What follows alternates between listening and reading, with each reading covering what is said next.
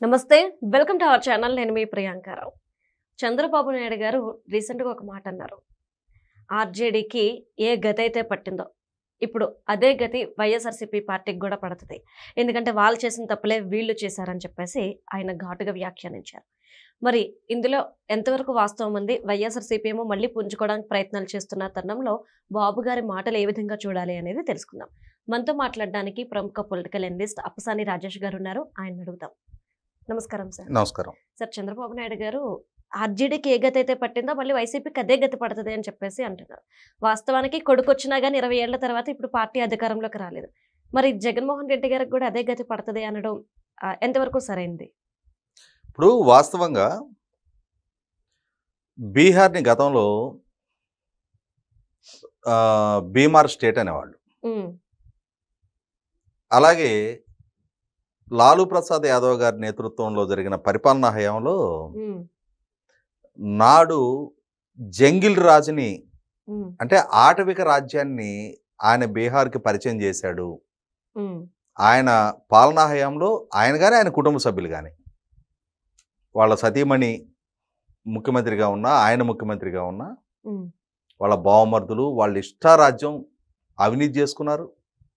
శాంతి భద్రతల కొరవడిని అసలు ప్రజలకి వాళ్ళ జీవితంలో భద్రత లేని పరిస్థితులు తలెత్తినాయి అక్కడ. హ్మ్. ఒక పెట్టుబడులు రావు, ఇండస్ట్రీ రాదు, ఎంప్లాయ్మెంట్ ఉండదు, లిటరసీ ఉండదు, హ్మ్. దారి దోపిడీలు, కబ్జాలు, ఇటువంటి ఒక ఆటవిక రాజ్యాన్ని లాలూ ప్రసాద్ యాదవ్ పాలనా హయాంలో పరిచయం చేసిన తర్వాత ఆయన్ని కాదు అని చెప్పని నితీష్ కుమార్ గారిని ఎంపిక చేసుకోవడం మొదలుపెట్టిన తర్వాత హ్మ్. 20 సంవత్సరాల తర్వాత కూడా మళ్ళీ తిరిగి నితీష్ కుమార్ గారిని అక్కడ ప్రజలు ఎన్నుకుంటున్నారు అని అంటే లాలూ గారి ఆబ్సెన్స్లో ఆయన కొడుకు తేజస్వి గారి వాళ్ళ పార్టీ నాయకత్వ బాధ్యతలు చేపట్టి అవును. తాను అంటే కొత్త తరం నాయకుడిగా తాను ప్రజల ముందుకు వచ్చే ప్రయత్నం చేసినా కూడా ప్రజలు లాలూ వారసుడిగానే తేజస్విని చూస్తున్నారు. నాటి జంగిల్ రాజ్ ఛాయలు పీడకలలాగా వాళ్ళ కళ్ళ ముందు కనిపిస్తూ ఉన్నాయి. ఆనాటి పాలన మిగిల్చిన చేదు జ్ఞాపకాల నుంచి మేము బయటపడ్డాం. రాష్ట్రంలో ఇవాళ నితీష్ కుమార్ గారి ఆధ్వర్యంలో ఆయన్ని సుశాసన్ బాబు అంటారు. అంటే మంచి పరిపాలన అందిస్తున్న నాయకుడు అని చెప్పని. హ్మ్. అటువంటి సుశాసన్ అందిస్తున్న నితీష్ కుమార్ గారిని కాదు అని చెప్పని ఇంకొకసారి లాలూ వారసుడిని ఎంపిక చేసుకోవాల్సిన అవసరం మాకు లేదు అని చెప్పని హ్మ్. మొన్నటి ఎన్నికల్లో కూడా ఏ విధమైన తీర్పిచ్చింది చూసాం మనం. అవును. అంటే ఇటువంటి పరిస్థితుల్లో హ్మ్. మరి ఆంధ్రప్రదేశ్ రాష్ట్రానికి, బీహార్ రాష్ట్రానికి కూడా చాలా సారూప్యతలు ఉన్నాయి. ఇవాళ లిటరసీ పరంగా ఆంధ్రప్రదేశ్ రాష్ట్రం బీహార్ కన్నా మెరుగ్గా ఉన్నా, హ్మ్.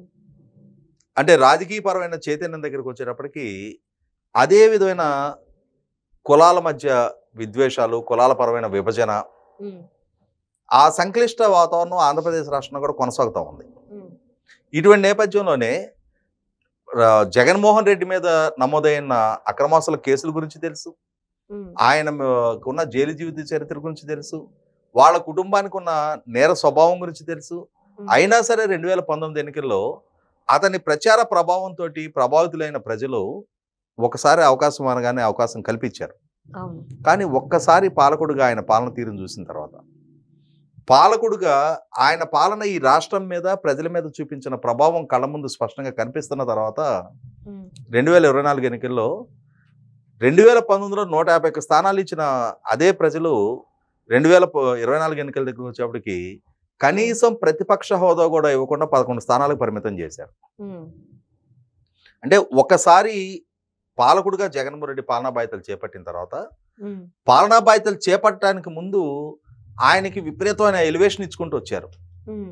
ఆయన మాట ఇస్తే తప్పడు మడం తిప్పని వంశం అని చెప్పని, అలాగే పోరాట వీరుడు అని చెప్పని, కేంద్ర ప్రభుత్వాన్ని మెడలోంచి ప్రత్యేక హోదా సాధించే వీరుడు అని చెప్పని, అలాగే కొత్త జనరేషన్ యువతకి ఉపాధి కల్పన చేయగలిగే సమర్థుడని చెప్పని, 13 జిల్లాని 13 హైదరాబాద్కి అభివృద్ధి చేయగలుగుతాడు అని చెప్పని, ఇట్లా రకరకాల భ్రమలు కల్పించారు. మహిళలకి మద్యపాన నిషేధం చేస్తానన్నారు. ప్రభుత్వోద్యోగులకి మెరుగైన పిఆర్సీ ఇస్తాను, క్రమం తప్పని డిఏలు ఇస్తాను, మీకు సిపిఎస్ రద్దు చేస్తాను అని చెప్పని వాగ్దానం చేశారు. మాట తప్పని మడం తిప్పని నాయకుడు అని చెప్పని ఇచ్చిన ఎలివేషన్ నేపథ్యంలో వీటినన్నింటినీ ప్రజలు నమ్మారు, ఆయనకి ఆశీస్సులు అందించారు, విజయం కట్టబెట్టారు. కానీ ఏ ఒక్క వాగ్దానాన్ని నెరవేర్చుకోకపోగా 5 సంవత్సరాల పాలనా హయాంలో రాష్ట్రానికి పెట్టుబడులు రప్పించకపోగా ఉన్న పెట్టుబడిని పారదోలిన తీరు, తన పాలన తన రాజకీయ ప్రత్యర్థుల మీద కక్ష సాధింపు చర్యలకి పాల్పడటానికి మాత్రమే సాధనంగా వాడుకున్న తీరు, రాష్ట్ర బ్రాండింగ్ దెబ్బతింటున్నా కూడా పవర్ పర్చేసింగ్ అగ్రిమెంట్లు రద్దు, అన్నా క్యాంటీన్ రద్దు, ఇసుక పాలసీ రద్దు, రాజధాని పనులు రద్దు, పోలవరం పనులు రద్దు, మచిలీపట్నం పోర్టు టెండర్లు రద్దు, వెలుగొండ ప్రాజెక్టు టెండర్లు రద్దు, ఇలా ఒక రద్దుల పరంపరను కొనసాగిస్తూ వచ్చి రాష్ట్ర రాజధానిని కూడా నిర్మాణం చేయకుండా ఒక అగమగోచర స్థితిలో రాష్ట్ర రాజధానిని నిలిపి చివరికి రాష్ట్ర యువత ముఖ్యంగా 13 జిల్లాలని 13 హైదరాబాద్గా అభివృద్ధి చేస్తాను, వలసలు లేని ఉపాధి కల్పిస్తాను, 2,30,000 ప్రభుత్వ ఉద్యోగాలు భర్తీ చేస్తాను, మెగా డిఎస్సి కండక్ట్ చేస్తానని చెప్పని ఎన్నికలకు ముందు ఇతను చేసిన వాగ్దానాలతోటి ప్రభావితమైన యువత ఆ రోజు ఇతను గెలుపులో కీలకంగా దోహదం చేస్తే ఒక్క వాగ్దానాన్ని నెరవేర్చుకునే నేపథ్యంలో 5 సంవత్సరాలు జగన్మోహన్ రెడ్డి పరిపాలనా హయాంలో ప్రభుత్వోద్యోగులకి ఒక్క డిఏ లేదు, అలాగే ఒక్క డిఎస్సి నియామకం చేపట్ల. Not even a single DA, not even a single DSC. 5 సంవత్సరాల టెన్యూరు ఒక విధ్వంసకరంగా రాష్ట్రానికి పరిచయం చేసిన నేపథ్యంలో ఇవాళ చంద్రబాబు నాయుడు గారు ఇదే అంశాన్ని ప్రస్తావిస్తూ ఉన్నారు. బీహార్ ప్రజలు నిరక్షరాస్యులు అంటారు, బీమార్ స్టేట్ అంటారు, కానీ ఆ జంగిల్ రాజును చూసిన ప్రజలు 20 సంవత్సరాల తర్వాత కూడా మళ్ళీ తిరిగి వాళ్ళకి అధికారం కట్టబెట్టడానికి సిద్ధంగా లేరు.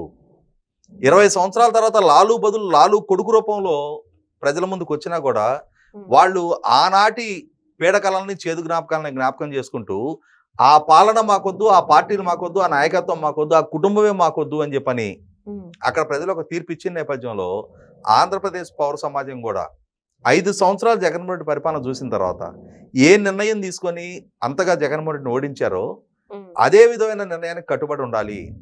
ఇవాళ జగన్మోహన్ రెడ్డి కన్నా మెరుగైన పరిపాలన అందిస్తూ ఉన్నాం, పెట్టుబడులు రప్పిస్తూ ఉన్నాం, శాంతి భద్రతలు కాపాడుతూ ఉన్నాం, ఉపాధి కల్పన చేస్తూ ఉన్నాం, రోడ్ ఇన్ఫ్రాస్ట్రక్చర్ దగ్గర నుంచి పవర్ ఇన్ఫ్రాస్ట్రక్చర్ దాకా అభివృద్ధి దిశగా రాష్ట్రాన్ని పరుగులెత్తిస్తూ ఉన్నాం, రాజధాని నిర్మాణం చేస్తున్నాం, పోలవరం ప్రాజెక్ట్ నిర్మాణం చేస్తున్నాం. కాబట్టి మమ్మల్ని మళ్ళీ ఈ అభివృద్ధి ప్రణాళికలు కంటిన్యూ అవ్వాలి అని అంటే గవర్నెన్స్ కూడా కంటిన్యూస్గా ఉండాలి.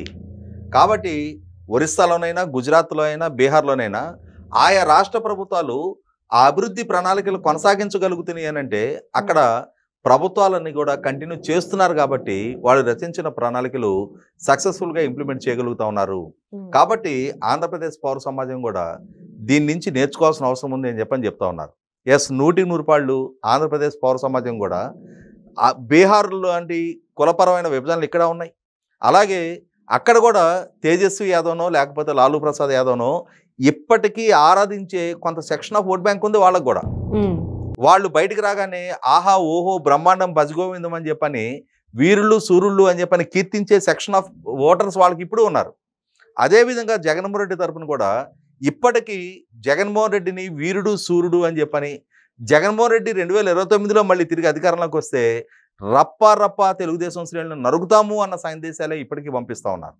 ఈరోజు జగన్మోహన్ రెడ్డి కోర్టు విచారణకు హైదరాబాద్ వస్తే కూడా 2029లో రప్పా అన్న బ్యానర్లే ఈరోజు వాళ్ళు ప్రదర్శిస్తూ ఉన్నారు. అంటే ఏ జంగిల్ రాజుకి వ్యతిరేకంగా అయితే బీహార్ ప్రజలు గొంతెత్తి గళం వినిపించి మన ఓటు ద్వారా వాళ్ళ వ్యతిరేక తీర్పు ఇచ్చారో అదే ఆటవిక పరిపాలన రేపు మళ్ళీ అధికారంలోకి వస్తే కూడా ఆంధ్రప్రదేశ్ రాష్ట్రంలోనే మేము పరిచయం చేస్తాము అని చెప్పని వైసీపీ నాయకత్వం, వైసీపీ శ్రేణులు ఎప్పటికీ చెప్తా ఉన్న నేపథ్యంలో ఎట్టి పరిస్థితిలో ఈ హింసాత్మక ధోరణిని పెంచి పోషించే, ఈ హింసాత్మక వైఖరిని అవలంబించే వైసీపీ నాయకత్వాన్ని కానీ వైసీపీ శ్రేణులను కానీ అధికారం దరి చేరనివ్వని విఘ్నత ఆంధ్రప్రదేశ్ పౌర సమాజం ప్రదర్శిస్తుంది అన్న నమ్మకాన్ని చంద్రబాబు నాయుడు గారు వ్యక్తం చేస్తూ ఉన్నారు.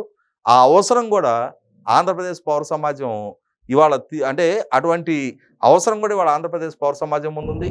అటువంటి నిర్ణయం ఒక ఆరోగ్యకర అభివృద్ధి దిశగా ఆంధ్రప్రదేశ్ రాష్ట్రాన్ని అడుగు ముందుకేయించాలి అనంటే జగన్మోహన్ రెడ్డి లాంటి, లాలూ ప్రసాద్ యాదవ్ లాంటి పాలకుడిని బీహార్ ప్రజలు ఏ విధంగా దూరంగా పెట్టారో జగన్మోహన్ రెడ్డి లాంటి పాలకుడిని కూడా ఆంధ్రప్రదేశ్ పౌర సమాజం శాశ్వతంగా అది ఎన్నికలలో అధికారానికి దూరం చేస్తే రాసిన అవసరం ఉంది. Right. Thank you so much sir.